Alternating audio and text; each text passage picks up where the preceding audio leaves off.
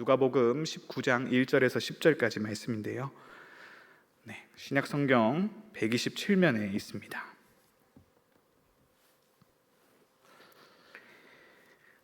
다 찾으신 줄 믿고 우리 한 목소리로 읽도록 하시겠습니다. 예수께서 여리고로 들어가 지나가시더라. 삭개오라 이름하는 자가 있으니 세리장이요 또한 부자라. 그가 예수께서 어떠한 사람인가 하여 보고자 하되 키가 작고 사람이 많아 할 수 없어 앞으로 달려가서 보기 위하여 돌무화과 나무에 올라가니 이는 예수께서 그리로 지나가시게 되밀어라. 예수께서 그곳에 이르사 쳐다보시고 이르시되 삭개오야 속히 내려오라. 내가 오늘 내 집에 유하여야 하겠다 하시니 급히 내려와 즐거워하며 영접하거늘 뭇 사람이 보고 수군거려 이르되 저가 죄인의 집에 유하러 들어갔도다 하더라. 삭개오가 서서 주께 여짜오되 주여 보시옵소서 내 소유의 절반을 가난한 자들에게 주겠사오며 만일 누구의 것을 속여 빼앗은 일이 있으면 내 갑절이나 갚겠나이다. 예수께서 이르시되 오늘 구원이 이 집에 이르렀으니 이 사람도 아브라함의 자손이미로라. 인자가 온 것은 잃어버린 자를 찾아 구원하려 함이니라. 아멘. 오늘은 환대로 이루는 전도라는 제목으로 하나님의 말씀을 전하겠습니다. 오늘 우리가 읽은 이 본문은요, 우리가 너무 잘 알고 있는 삭개오 이야기입니다. 우리가 보통 주일학교 때 들었던 말씀 때문에 아주 잘 알고 있는 본문이지요. 그런데 이 삭개오 하면 가장 먼저 기억나는 게 무엇인가요? 뽕나무 나왔습니다. 근데 뽕나무는 그때 이제 번역이 정확하게 뭘로 번역해야 될지 몰라서 뽕나무라고 번역했던 거고, 원래는 여기 나오는 대로 돌무화과 나무입니다. 그런데요, 사실은 우리가 삭개오 이야기에서 가장 이제 깊은 인상을 받는 것은 바로 키 작은 삭개오죠. 그래서 그가 키가 너무 작았기 때문에 나무 위에 올라가서 예수님을 볼 수밖에 없었다라는 그 사실만 우리 머리에 남아있는 경우가 많이 있습니다. 자, 그만큼 이 예수님을 보고 싶어 했다라는 점에 강조점이 있는 것 같습니다. 그리고 그 마음을 아신 이 예수님이 찾아가자 이 삭개오도 꿈꿨고 예수님도 꿈꿨던 죄인의 구원이 이루어졌다라는 그런 아름다운 이야기 정도로만 알고 있죠. 그런데요, 이 누가복음의 맥락을 천천히 앞에서부터 살펴본 후에 이 이야기를 다시 읽으면요, 이 삭개오 이야기의 참된 결론은 바로 이것입니다. 우리 9절과 10절 말씀을 함께 읽어보시겠습니다. 예수께서 이르시되 오늘 구원이 이 집에 이르렀으니 이 사람도 아브라함의 자손이미로다. 인자가 온 것은 잃어버린 자를 찾아 구원하려 함이니라. 아멘. 바로 이 삭개오 이야기의 결론은 이 삭개오 역시 잃어버린 자였다라는 것입니다. 그리고 예수님은 그 잃어버린 자를 찾기 위해 오셨고 그 목적지를 분명히 아셔서 그가 찾아가서 이 예수님이 환대를 베풀고 그를 한 사람으로 대해주자 그가 이스라엘 자손과 같이 그러한 성숙한 모습으로 돌아왔다, 거듭났다라는 내용입니다. 이 내용이 강조되고 있는 이유가 있습니다. 당시 이스라엘의 주류 바리새인과 서기관들에게는요, 세리는 아주 대표적인 죄인의 그런 대표격인 인물이었습니다. 그러니 구원과는 가장 거리가 먼 인물로 여겨졌지요. 예수님은 그러한 상식이 틀렸다라고 지적하고 계십니다. 누가복음 15장을 보면요, 예수님은 세 가지 비유를 들어 이 잃어버린 것을 향한 하나님의 마음을 우리에게 전해주고 있습니다. 그 첫 번째 비유가 바로 100마리 양 중에 잃어버린 한 마리 양에 대한 비유입니다. 자, 우리가 100마리 중에 잃어버린 양 한 마리가 나오면 우리에게 99마리가 남아있다라는 그 안도감 때문에 그 잃어버린 한 마리가 어디에 가든지 오늘 재수가 없네 라고 그냥 포기하는 것이 아니라 하나님께서는 그 99마리가 있음에도 불구하고 이것을 내려놓고 그 잃어버린 자를 찾으러 가시는, 그 잃어버린 자를 향한 아주 뜨거운 마음을 가지신 분임을 비유를 통해 보여주지요. 자, 두 번째 비유에서 이 100은 10으로 줄어듭니다. 그래서 이제는 10드라크마 비유인데요, 이 드라크마라는 것은 동전인데요, 여기서 이해하기 좀 쉽기 위해서는 결혼 지참금, 묶음이라고 이해하시면 좋을 것 같습니다. 자, 꿰어서 10개가 있어야 완전한 겁니다. 그런데 그 중에 하나를 잃어버렸습니다. 자, 그 나머지 하나가 이 나머지 전체의 의미를 완성시키니, 자, 이것을 잃어버린 사람은, 여인은 얼마나 애가 닳겠습니까? 여러분들이 살림을 열심히 부지런히 하다가 결혼 반지나 예물 시계를 잃어버렸다라고 생각해 보십시오. 네, 상당히 그 잃어버린 것이 계속해서 생각이 나고 아깝고 미안하지 않겠습니까? 그러니 그 동전 하나, 고작 동전 하나가 아니라 등불을 켜고 집을 쓸며 부지런히 찾는다라고 말하는 것입니다. 그리고 그것을 찾은 후에 또 잔치를 베풀 정도로 그만큼 이 잃어버린 것의 가치가 귀하다라는 것입니다. 그래서 이 잃어버린 것을 향한 애타는 마음, 이 하나님의 심정을 지금 이 100개에서 10개까지 이야기하신 후에 예수님은 마지막 비유를 들어 이제 이스라엘에 대해서 말씀해 주시죠. 이 세 번째 비유가 우리가 역시 잘 아는 탕자의 비유입니다. 이제 이 10개에서 하나님이 가지신 것은 2개로 줄어듭니다. 이제는 2 아들 중에 하나를 잃어버리십니다. 그 자식이 아무리 미운 자식이라 하더라도 그 자식이 어찌 중요하다 말하지 않을 수 있겠습니까? 그래서 예수님은 끊임없이 이 잃어버린 것들을 향한 하나님의 마음을 보여줍니다. 그리고 나는 이 잃어버린 자를 찾으러 보냄을 받은, 그 기름 부음 받은 역할을 감당하러 왔노라 라고 이야기하신 것이지요. 그래서 예수님이 찾으러 간 이 잃어버린 자 2 아들 중 탕자와 같은 이다, 바로 세리 삭개오였다라는 것이 이 삭개오 이야기의 결론입니다. 그리고 이것을 못마땅해 하는 자들, 바로 탕자 비유의 맏아들과 같은 이 바리새인과 서기관들의 태도가 옳지 않다, 하나님은 그것을 기뻐하지 않는다, 너희가 아무리 하나님에 대해서 친하다 말할 수 있어도 하나님이 너희를 보실 때에 하나님은 결코 너희에 대해서 친밀하다, 너희가 내 자식이다 하지 않으실 것이다 라는 것을 끊임없이 알려주고 계신 것이지요. 그래서 우리가 이 이야기의 흐름을 계속 살펴보면 이 바리새인과 서기관들은 예수님을 자신의 앞에 앞세웁니다. 그래서 마치 이 예수님이 우리를 구원해서 이스라엘의 유일한 소망이 되어주실 것입니다 라고 이야기하지만, 결국 그들의 소망과 이 예수님과는 상관이 없고, 예수님은 난 너희를 위해서 온 것이 아니며 너희의 소원대로 이스라엘을 회복시키러 온 것도 아니고, 나는 내가 계속해서 보여주는 대로 이곳에 있는 죄인과 소위 잃어버린 그 많은 사람들을 위해 보내졌노라 라고 계속해서 그들과 선을 그으시고 계시다는 것이지요. 심지어 이 탕자 비유의 마지막을 보면 어떤 모습이 나옵니까? 그들은 이 잃어버린 아들을 얻고 기뻐해서 잔치를 여는 그 아버지 하나님의 기쁨과 축하의 잔치에 들어가지 않겠다 고집을 부리지요. 자, 바로 이러한 태도가 예수님이 처음부터 배격하시던 의인의 오만입니다. 그래서 예수님은 오셨을 때부터 사실은 분명하게 말씀하셨습니다. 우리가 누가복음 4장 18절과 19절 말씀을 읽어보겠습니다. 주의 성령이 내게 임하셨으니 이는 가난한 자에게 복음을 전하게 하시려고 내게 기름을 부으시고 나를 보내사 포로된 자에게 자유를, 눈먼 자에게 다시 보게 함을 전파하며 눌린 자를 자유롭게 하고 주의 은혜의 해를 전파하게 하려 하심이라 하였더라. 아멘.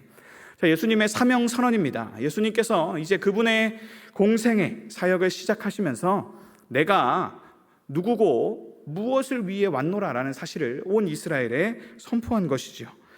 자, 여기서 은혜의 해라는 19절 말씀에 나오는 그 단어는 원어를 살피면 환영의 해라는 말입니다. 예수님의 사역은요, 여기 보시는 대로 가난한 자, 포로된 자, 눈먼 자, 그리고 억눌린 자를 향한 것이다 라고 분명하게 이야기하셨습니다.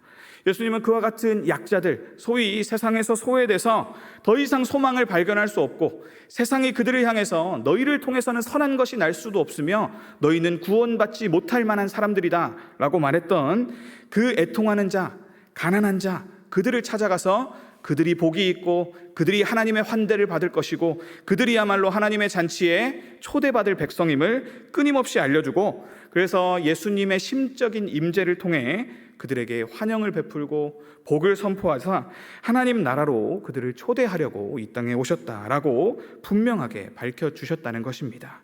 그리고 그 주된 환영의 방식이 바로 식사입니다. 그래서 예수님은 자신이 앞으로 그들에게 환대할 텐데 그 환대의 주요한 방식이 바로 그들의 피로를 채우시고 주로 먹이시는 일임을 우리가 성경을 통해 볼 수 있습니다.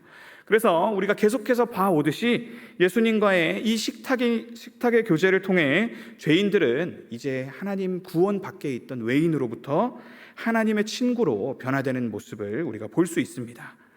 그래서 특별히 이 시작부터 예수님께서는 누가복음 5장에서 이미 세리 레위의 잔치에 참여하셔서 그를 제자의 하나로 받으시는 모습도 우리가 보았습니다. 이 세위 레위는요, 이름이 좀 낯섰네 하실 수도 있겠지만 알페오의 아들 마테라는 사람과 동일한 인물입니다. 그래서 이 예수님은 신랑으로서 내가 혼인집 손님들을 최선을 다해 대접하려고 오셨다. 그러니 내가 왔을 때에는 요한의 제자들처럼 금식할 필요도 없고 나는 이제 하나님 나라의 잔치에 죄인들을 초대하기 위해서 아낌없이 베푸는 주인처럼 다닐 것이다 라고 선포하신 것입니다. 이처럼 하나님의 구원은 이 환대를 통해 진행된다라는 것을 우리는 알 수 있습니다. 이 환대는 말 그대로 기쁘게 대접한다라는 의미입니다. 하나님이 우리를 환영하고 맞아주신다라는 것입니다. 우리가 어떻게 예수님을 믿게 되었는지를 돌아보시기를 바랍니다. 우리 중 누가 처음부터 이 예수님은 하나님의 아들이구나 라는 것을 알고 우리가 진정으로 따를 만한 분은 예수님밖에 없구나 라는 사실을 교회 밖에서부터 깨달아서 온 자가 누가 있습니까? 우리가 변화된 것을 보면요, 누군가의 헌신을 통해 우리가 교회는 갈만한 곳이구나, 저기는 사랑하는 사람들, 좀 좋은 사람들이 모여있는 곳이구나, 저곳에 가면 나를 사람답게 대해주는구나 라는 사실을 먼저 알고 이 교회에 나오고 나니까 말씀이 들리기 시작하고 성령님이 일하시기 시작해서 우리가 변화된 것이죠. 그런데 이스라엘은 그 사실을 완전히 까맣게 잊고 나는 교회에 있으니 내 구원은 안전하다만 외치고 있었다라는 것입니다. 그러나 하나님은 그들을 향해 분명히 말씀하시죠. 자, 너희 중 누구도 자기의 의로 구원을 얻을 만한 자가 없다. 너희가 이곳에 있는 것은 근원적으로는 예수 그리스도를 통하여 하나님께서 자기의 목숨을 아끼지 않고 내어주셨고, 그리고 이러한 기쁨의 소식을 전하기 위해 수많은 사람들이 자기 목숨을 버려 피를 뿌렸기 때문에 여기에 있다라고 말씀해 주십니다. 그리고요, 그 복음이 가치 있는 것이라고 그 복음을 이제 이 땅 가운데, 특별히 지금 신약 시대에는 이 교회에 복음의 내용을 구체화해서 보여주기 위해 그들의 시간과 노력과 재능을 헌신하는 수많은 봉사자들, 그들 덕분에 우리가 여기 있는 것이지요. 자, 그러니 우리는 오병이어의 기적이 왜 오늘 일어나지 않느냐라고 말하기 이전에 이미 오병이어의 기적과 같은 기적이 우리 교회들 가운데 나타나고 있는 것을 보아야만 합니다. 그래서 6월절을 기념한 최후의 만찬의 의미가 바로 그것입니다. 우리가 이 교회 가운데 모인 것은 예수님께 받아 누리게 된 그분의 성대한 환영을 이제 서로 나누어서 이곳 가운데 가족과 같이 아름다운 사랑의 교제가 있는 관계, 즉 한 몸이라고 말할 만한 나보다 남을 더 사랑하는 그러한 말씀이 이루어진 공동체를 이루는 것입니다. 그리고 이것이야말로 예수님이 이 땅에 온 인류와 하나님 사이를 화해시키고자 오신 메시아, 즉 대제사장으로서 드리는 기도에 나오는 이 예수님의 소원이었습니다. 요한복음 17장 21절 말씀을 제가 한번 읽어보겠습니다. 아버지여, 아버지께서 내 안에 내가 아버지 안에 있는 것 같이 그들도 다 하나가 되어 우리 안에 있게 하사 세상으로 아버지께서 나를 보내신 것을 믿게 하옵소서. 자, 이게 무슨 이야기입니까? 아버지가 나를 사랑해주는 사랑, 그리고 내가 아버지를 사랑하는 그 사랑, 그 놀라운 사랑 안에 저들도 함께 있게 도와주셔서 자, 세상에 이 아름다운 교제가 이루어지는 것을 보고 세상의 아버지께서 나를 보내신 것을 믿게 해달라라는 기도입니다. 그 결과 우리와 같이 자격 없는 자들이 하나님을 아버지라고 부를 수 있는 이 양자됨의 놀라운 은혜가 이 땅 가운데 이루어진 것입니다. 예수님이 그 고난의 잔, 내가 도저히 마실 수 없겠습니다 라고 아버지 앞에 피땀을 흘려가며 기도했던 잔을 마신 이유는 이 땅 가운데 이러한 사랑의 교제가 있는 한 몸, 그리스도의 몸 된 이 교회를 이루기 위함임을 우리는 이제 이 모든 구속사가 마쳐진 후에 그것을 다시 되돌아봄으로써 깨달을 수 있는 것입니다. 자, 이렇게 만들어진 것이 바로 교회입니다. 이방인과 유대인이 원래는 아주 배척하는 사람들이고 서로에게 구원이 없다라고 말하는 자들이었으나 이제 그들이 한 몸으로 되었고 남녀노소 차별이 없는 그 하나님의 사랑받는 공동체가 역사 가운데 실제로 이루어진 것입니다. 그래서 골로새서 1장 24절 말씀을 보면요, 사도 바울은 이것을 보면서 나는 이제 너희를 위하여 받는 괴로움을 기뻐하고 그리스도의 남은 고난을 그의 몸된 교회를 위하여 내 육체에 채우노라 하고 이야기한 것입니다. 교회를 보면서 내가 이 교회가 얼마나 놀라운, 사람이 감히 이룰 수 없는 이 놀라운 하나님의 고안물인지 이제 압니다. 그래서 나는 그리스도께서 이것을 이루기 위해 마신 그 잔, 그 나머지를 내가 이제 그분의 몸된 이 교회를 위해서 내 육체에 내가 헌신하기를 기뻐합니다 라는 내용입니다. 오죽하면 이것이 얼마나 가치 있는 일인지 내 자신을 괴롭게 하면서까지 나는 이것을 세울 용의가 있습니다 라고 말하는 것입니다. 그래서 예수님께서 부활하신 그 육체와 이 교회가 어느 정도 동일시되고 있다라는 것이 정말로 놀라운 사실입니다. 예수님께서는 부활하신 육체를 입고 물론 승천하셔서 오늘 하나님 보좌 우편에 계시지만 그 몸이 행할 수 있었던 기능은, 그래서 사람과 하나님 사이를 화해시킬 수 있는 그 기능은 오늘도 이 땅 가운데 여전히 이루어질 수 있다는 말씀이 하나님의 한 몸, 즉 그리스도가 머리 되시는 그분의 몸된 교회가 오늘도 그 일을 수행할 수 있다라는 약속과 연결되고 있습니다. 그래서 오늘도 교회 가운데 계속되고 있는 이 천국 잔치는요, 아직 잃어버린 바 죄인들을 향해 인내하고 그들을 받아들이기 원하시는 아버지의 뜻을 온전히 이루고 있다라는 사실을 우리가 기억해야 하겠습니다. 자, 그런 의미에서 우리는 이 식탁 교제의 위력을 깨달을 수 있어야 하겠습니다. 자, 하나님께서 한 사람을 사람답게 대해 주실 때 어떤 일이 일어나는지, 그리고 우리가 하나님을 대신한 자들로 예수 그리스도의 이름으로 한 사람을 사람으로 대접할 때에 어떤 일이 일어나는지가 바로 이 삭개오 이야기에 잘 나와 있는데요, 오늘 그 일어난 일에 한번 주목하시기를 바랍니다. 이 삭개오는 물질적으로는 부족한 것이 없는 자였습니다. 누군가의 도움을 받을 필요도 없고요, 세상 사람들이 볼 때에는 저 사람에게는 모자람이 없구나, 우리가 더 채워줄 것이 없구나 라고 할 만큼 그는 성공한 사람이었습니다. 2절 말씀을 보면 그는 부자였다라고 아주 문자적으로 부자라고 나옵니다. 근데 그 부자가 된 방식이 사실은 이 유대인들에게 있어서는 참 마음에 안 드는 것인데요, 그는 세리장으로 소개되고 있습니다. 그냥 세리가 아니라 일정 지역의 세리들을 관할할 수 있는 그런 세리들을 거느린 수장입니다. 자, 그 부가 어떻게 이루어졌는지를 한번 생각해 보시기를 바랍니다. 이 세리란 사람들은요, 로마 대신 세금을 받아내고 그것을 로마에 갖다 줌으로써 그 사이에 내가 수고한 수수료를 받아 챙기는 사람들입니다. 자, 그러니 내가 이 세리 역할을 해서 돈을 많이 벌려고 한다면 저는 뭘 해야겠습니까? 동족들을 더 압제하면 됩니다. 그 고열을 더 이상 나오지 않을 때까지 짜내면 제가 가질 수 있는 몫이 늘어나는 것입니다. 더 악착같이 거두면 거둘수록 내 몫이 늘어나서 부자가 되니까 그가 얼마나 열심히 일했겠습니까? 그러니 아마 유대인들 안에서는 아마 첫 번째로 죽이고 싶은 사람이었을지 모릅니다. 로마 황제보다도 더 미운, 그러한 말리는 시누이 같은 그런 사람이었을지도 모릅니다. 자, 그는 그렇게 최선을 다해 부를 이뤘지만요, 세상 사람들이 그를 바라보고 부자다, 저 사람은 그냥 행복하다, 모자람이 없다라고 바라본 것과 달리 그 안에는 무언가 계속해서 끊임없는 갈망이 있었습니다. 그래서 3절 말씀을 보면요, 그가 예수께서 어떠한 사람인가 하여 보고자 하되. 자, 모자란 것이 없으면 이 예수님을 찾아갈 이유가 뭐가 있습니까? 그러나 그는 모자란 것이 그 안에 있었습니다. 그 갈급함이 있었고 그는 내가 잘 알지 못하지만 이 예수님이라도 만나보고 붙잡아 봐야겠다라는 생각을 가졌습니다. 자, 성경에는 나오지 않는 어느 정도의 각색이 들어갔지만 사실 이 군중 속에 내가 예수님을 찾아 들어가는 것이 삭개오에게는 얼마나 위험한 일이었을지를 상상해 보시기를 바랍니다.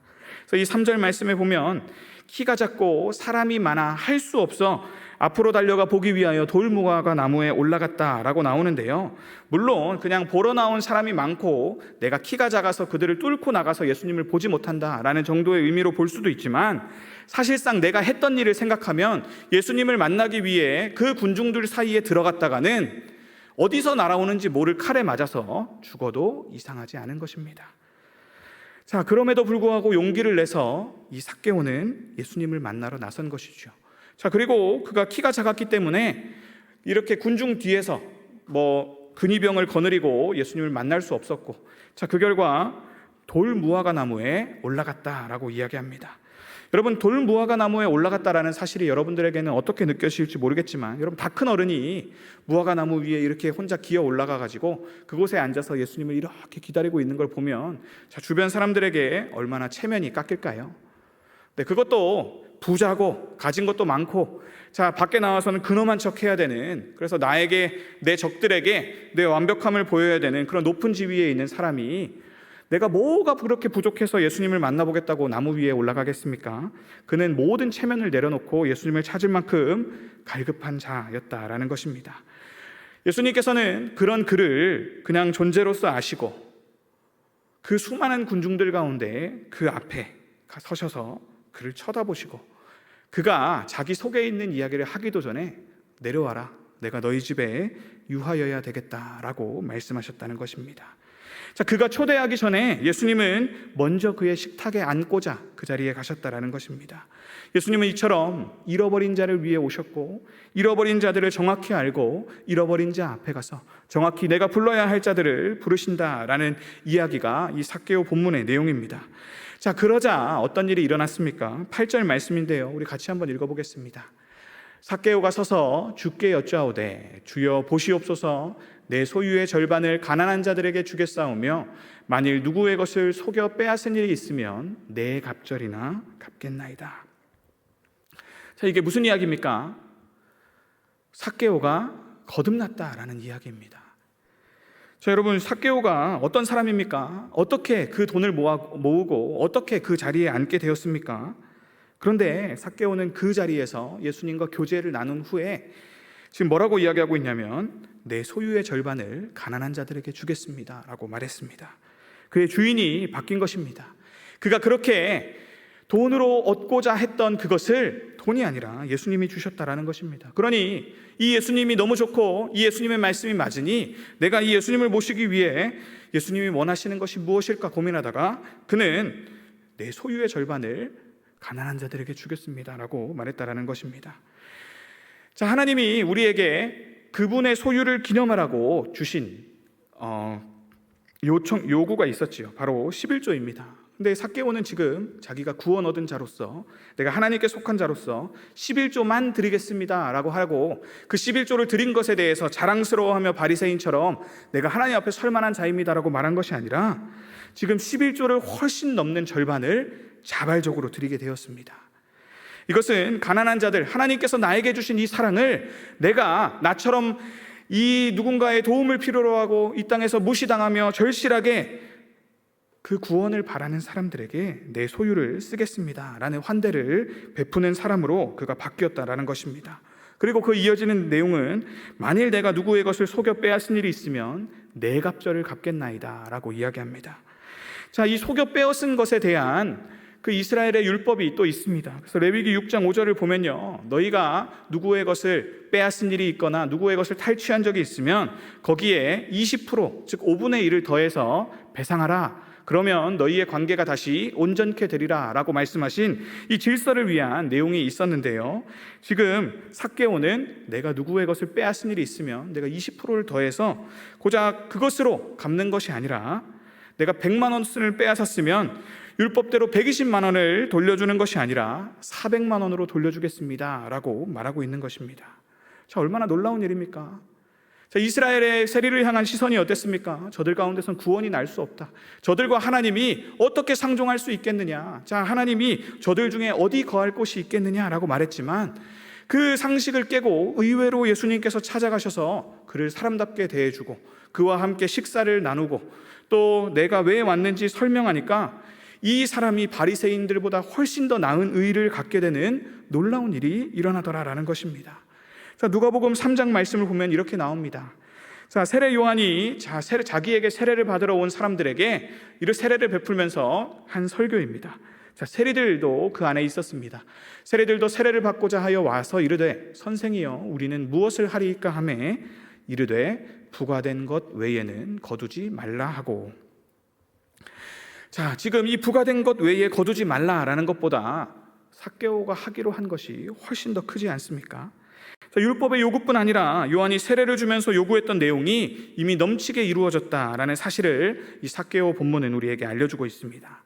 그가 돈을 주인으로 섬겼던 인생이 아니라 참된 인생의 주이신 예수님을 식탁 교제 가운데 알게 됐기에 일어난 일입니다. 누구도 일어날 것이라고 생각하지 않았던 그 놀라운 구원이 예수님을 대접하는 가운데 일어난 것입니다. 자, 이렇게 사람이 변했는데 이 가운데 구원이 없다고 말할 자가 누가 있느냐? 예수님은 그것을 9절 말씀을 통해 말씀하신 것이지요. 오늘 구원이 이 집에 이르렀으니 너희가 봐라. 이 사람도 아브라함의 자손이지 않느냐라고 말씀하시는 것입니다. 그러니 인자가 온 것은 너희처럼 의인이라고 자기가 가난한 자와 상관없고 억눌린 자도 아니고 자기가 포로된 자도 아니면서 나를 따른다라고 말하는 자에게는 구원이 있는 것이 아니라 오늘 이 세리와 같이 비통하는 마음으로 찾는 자, 진정한 소원, 진정한 구원의 소망이 어디 있느냐 찾는 이와 같이 마음이 가난한 자들에게 구원이 있다라는 것을 예수님이 다시 한번 선포한 것입니다. 사랑하는 온천교회 성도 여러분, 우리는 지금 온사랑 전도축제 기간 가운데 있습니다. 그리고 특별히 이번 주는 우리가 어떤 미션을 수행하고 있지요? 식탁 추억을 남기는 그 미션을 수행하고 있습니다. 자, 이 식탁 교제가 누군가에게는 참 부담되는 일일 수 있습니다. 그리고 누군가에게는 아주 가벼운 일로 여겨질 수도 있습니다.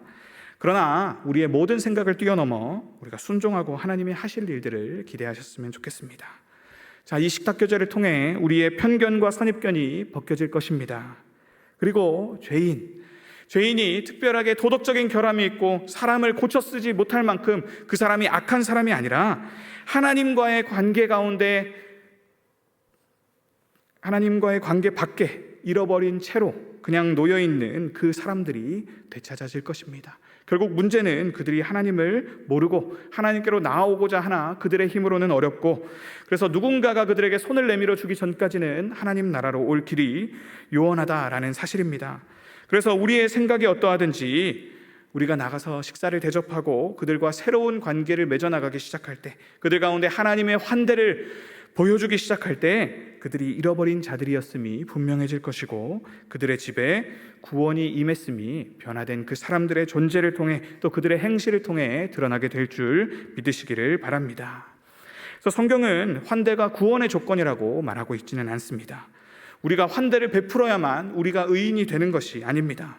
그러나 하나님께서는 이 믿음과 선행의 관계와 같이 믿음이 있는 자는 선행이 뒤따를 수밖에 없다, 이런 식으로 말씀하시듯이 환대를 받은 자라면 누구든지 환대를 베풀 수밖에 없다라고 단정적으로 이야기하십니다. 삭개오의 변화가 바로 그렇지요. 남들이 자신을 다 외면하는 가운데 온 유대인들이 나를 향해 다 죽이려 하고 저에게는 구원이 없다라고 말해서 내가 지금 이렇게 마음이 애타도 성전에 갈 용기도 내지 못할 만한 그런 상황 가운데 있을 때 예수님이란 분이 오셔서 나를 알아봐주고 또 그 사람들의 온갖 조롱과 비난, 네가 그러고도 구원자냐, 어디 죄인과 저런 세리들과 먹고 마시냐라는 그러한 비난을 받으면서까지 자기와 함께 해주는 그 사실에 너무나 감동했다라는 것이죠. 그 결과 나는 이제 이렇게 예수님이 기뻐하시는 삶을 살기로 다짐하게 되었듯이 정말로 하나님의 구원의 은혜가 그 가운데 임하면 우리가 거듭나게 돼서 이전과는 완전히 달라진 사람이 되는 것이죠. 그 하나님의 사랑을 어느 경로로든 경험해서 이제는 구원의 제도권 안에 들어온 사람들이라면 당연히 이 삭개오처럼 하나님의 사랑을 베풀 수밖에 없다라고 성경은 분명히 기록하고 있습니다. 혹시 오늘 이 식탁 미션을 수행하려고 생각하다가 만일 하나님의 사랑에 여전히 차별이 좀 있는 것 같고 내가 이 사람에게는 기꺼이 베풀 수 있겠지만 저 사람에게는 도무지 베풀 수 없을 것 같고 베풀어도 소용이 없겠다라는 생각이 든다면 아직 그는 하나님을 온전히 만나지 못한 요나와 같고 또 맏아들과 같은 그 탕자 비유의 마다들과 같은 그런 자라는 사실입니다. 그리고 이 식탁 미션을 앞두고도 아이의 사랑을 베풀 마음조차 들지 않는 자라면 그는 아직 아버지의 사랑을 삭개오처럼 받아보지 못한 그 하나님의 사랑을 모르는 자다라고 예수님은 다시 한번 우리를 타이르는 것이기도 하고요. 여러분, 밥을 먹는 것은 큰 의미는 아닙니다만 사실 관계의 시작을 의미하죠. 이제 우리가 식탁 가운데 남을 초대하고 우리가 남의 집에 가서 밥을 먹을 때에는 이제 그들과 우리의 삶이 이제는 좀 더 가까워지고 이제는 서로가 서로를 사람으로 인격으로 대하기 원한다라는 것을 의미합니다. 이미 자주 들어보셨겠지만 이 식탁을 공유하는 것은 고대에는 목숨을 내놓아야 하는 그런 일이었습니다. 자, 당시에는 고대 근동에는 나그네가 많았지요. 왜냐하면 마을과 마을이 멀리 떨어져 있고 그리고 한 가옥에 많은 사람들이 살지도 않다 보니 이 먼 길을 가려다 보면 누구나 다 나그네가 될 수밖에 없습니다. 자, 그 나그네를 대접하다가 나그네가 나쁜 마음을 품으면 어떻게 됩니까? 그 집안에 살고 있는 우리 가족 전체가 위험에 빠질 수 있습니다. 그리고 내가 보호하기로 그를 내 천막에 들이면 이제부터 이 사람은 내 가족처럼 보호를 받습니다 라는 의미인데 그 사람의 내력이 밖에서 수많은 사람들의 원망을 샀다라고 생각해 보십시오. 그럼 나는 내 집에 들인 사람을 지키고 보호하겠다 언약을 했는데 밖에 있는 사람이 그 사람을 내놓아라. 자, 소돔과 고모라에서 롯에게 있었던 것처럼 우리를 핍박하게 될지도 모르는 노릇입니다. 자, 그러니 당시에 이 식탁에 누군가를 초대해서 그와 관계 맺기를 원한다는 것은 생각보다 어려운 일이었습니다. 자, 그리고 왕에게도 이것은 똑같은 일이었습니다. 왕의 식사도 떡 맡은 관원과 포도주 맡은 관원이 뭐 그리 필요한 일이지라고 생각할 수 있겠지만 사실 왕이 누군가에게 사회 활동을 하면서 신하를 초대해서 일을 맡기고 또 국사를 논의하기 위해 사람들을 부를 때에 그 신뢰하지 않는 자와 같이 밥을 먹다가 무슨 일이 일어날지 모르죠. 그 사람이 칼을 꺼내 나를 찌를 수도 있고요. 음식에 독을 풀 수도 있고요. 그러니 그 리스트를 작성해서 누구를 초대할지 또 어떤 음식을 내야 될지 그것을 관리하는 사람이 그만큼 중요했다라는 이야기입니다. 자, 오늘 우리도 사실은 마찬가지입니다. 식사를 함께하는 것은 우리에게 있어서 별일 아닌 것처럼 보이지만 우리가 식사를 함께함으로써 그 사람을 존재답게 대하고 그들이 내 삶에 들어올 여지를 주고 내가 그들의 삶에 들어갈 여지를 연다라는 의미입니다. 자, 그렇기에 그에게 들어갈 공간을 주는 것, 들어올 수 있는 공간을 주는 것, 그리고 오늘 우리가 그들의 필요를 알고 들어가 그들의 삶에 섬길 수 있을 만한 공간을 찾는 것, 이것이 곧 식탁 교제라는 이름으로 이루어지지만 하나님의 환대를 나타내는 것입니다. 이 환대를 통해 모든 구원이 시작됨을 우리는 성경을 통해 보고 있는 것입니다. 자, 이 식탁 교제, 누군가를 존재로 인정하는 것은 우리의 인생에 참 하기 힘들고 어려운 일입니다만 삭개오의 회심, 즉 구원의 감격을 제대로 경험한 사람이라면 누구든 할 수 있는 일이고 큰 용기 내지 않아도 거듭난 자로서 할 수 있는 일임을 성경은 이야기하고 있습니다. 그래서 오늘 우리가 이 식탁 교제의 미션을 두고 내가 저 사람이 이 교회에 어울리겠다 하는 사람을 정해서 데려오는 것보다는요, 저 사람이 정말로 하나님을 필요로 하겠다 싶은 사람을 우리가 찾으면 좋겠습니다. 자, 하나님을 간절히 만나기를 원하고 그 삶에 결핍이 있고 내가 너무나 지금 비참한 상황 가운데 있지만 자존심도 있고 어떻게 나아가야 될지도 모르겠고 또 차별이 있어서 나를 환대해 주는 사람도 없다라면, 자, 그런 잃어버려진 자들을 찾으러 나선다면 어쩌면 전도는 우리에게 있어서 좀 더 쉬운 일이 될지도 모릅니다. 자, 어떻게 전도해야 될지 모르는 그런 사람들이 있다면 이 구원의 감격을 회복하시면 됩니다. 자, 찬송가 305장에 이런 가사가 있지요. 잃었던 생명 찾았고 광명을 얻었네. 자, 이 한국어 가사에는 주어가 생략되어 있습니다. 그러니 누가 잃었던 생명을 찾았고 광명을 얻었는지 우리는 깊이 묵상하지 않을 때가 있습니다. 근데 영어 가사를 보면요, 아주 분명하게 나와 있습니다. I once was lost. 나는 한때 잃어버려진 자였습니다. But now am found. 그러나 이제 나는 하나님께 찾아진 자가 되었습니다. was blind. 원래는 맹인과 같이 이 세상이 어떻게 돌아가는지 어디에 진정한 소망이 있는지 모르는 자였습니다만 but now I see. 이제 나는 보게 되었습니다 라는 이 고백이 그 존 뉴턴이 자신이 하나님을 만나고 나서 한 고백입니다. 여러분, 이 잃어버린 자를 향한 하나님의 마음을 우리가 다시 한번 생각했으면 좋겠습니다. 그리고 나 역시 그 잃어버린 자였음 잃어버린 자였고 하나님이 나를 찾으시고 얼마나 기뻐해서 잔치를 벌이셨는지 그것을 다시 한번 기뻐할 때 우리 역시도 나가서 이 구원의 환대를 베풀 수 있을 줄 믿습니다. 그래서 밥을 사는 것만이 전도가 아닙니다. 밥을 함께 먹고 싶어하는 자를 찾아가는 것 역시 전도입니다. 그래서 우리의 모든 식탁, 그래서 내가 찾아가는 식탁이든 초청하는 식탁이든 그 식탁이 오병이어와 같이 우리의 영과 육의 필요를 채울 수 있는 식탁이 되기를 바라고 기도하며 우리가 담대함으로 나아간다면 하나님께서 오늘 우리를 하나님의 팔로 사용하실 것입니다. 그래서 주의 친절한 팔에 안기세라고 우리가 찬양했듯이 주님의 친절한 팔이 곧 우리가 되는 것입니다.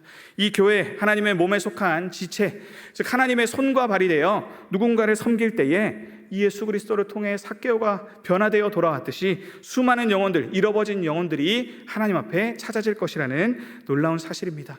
그래서 바라기는 우리의 온사랑 전도 축제가 바로 이러한 현장이 되었으면 좋겠습니다. 이 천국잔치에 많은 사람들이 나와서 삭개오처럼 변화되고 그것을 온전히 기뻐하시는 아버지가 내 모든 것을 풀어 더 큰 잔치를 벌이리라 라고 말하는 그 수많은 간증들이 있는 거룩한 자리가 될 수 있으면 좋겠습니다. 이것을 위해 기도하며 또 우리가 무보원 집회에도 나와서 하나님의 말씀을 다시 한번 품고 또 한 주 우리에게 주어진 이 식탁 추억을 쌓는 미션을 수행함으로 전도의 사명을 끝까지 잘 감당하시는 저와 여러분들 되시기를 주님의 이름으로 축원합니다. 이 시간 함께 말씀 붙들고 기도하겠습니다. 시간 우리가 잃어버려진 자였다는 것을 기억했으면 좋겠습니다. 하나님께서 그 누구 한 사람도 잃어버리지 않으셨다면 하나님의 구원은 필요가 없는 일이었습니다. 그러나 자격 없는 자, 어쨌든 사고는 일어났고 다 물에 빠져 죽게 생겼고 아버지는 누구를 택하셔서라도 이 구원의 일을 시작하셨음을 우리가 기억하기를 바랍니다. 그래서 하나님, 저도 원래 잃어버려진 자였습니다만 저 하나를 구원하기 위해 얼마나 많은 사람들의 수고와 헌신이 있었는지 되돌아볼 때 하나님, 저 역시도 그 일에 기쁨으로 참여할 수 있겠습니다 말하는 그런 자들 될 수 있기를 원합니다. 하나님, 정말 우리 교회 가운데 잃어버렸던 저와 같았으나 하나님 이제 회복되어 하나님 이전보다 훨씬 더 나은 인생을 살아가는 그 수많은 사람들의 이야기를 우리가 서로 말하고 들을 수 있는 놀라운 간증들이 하나님 이 예배당을 가득 채울 수 있기를 원하오니 온사랑 전도 축제 가운데 그러한 일이 일어나도록 우리를 사용하여 주시옵소서 하고 다시 한번 주여 부르짖고 하나님 앞에 나아가도록 하겠습니다. 주여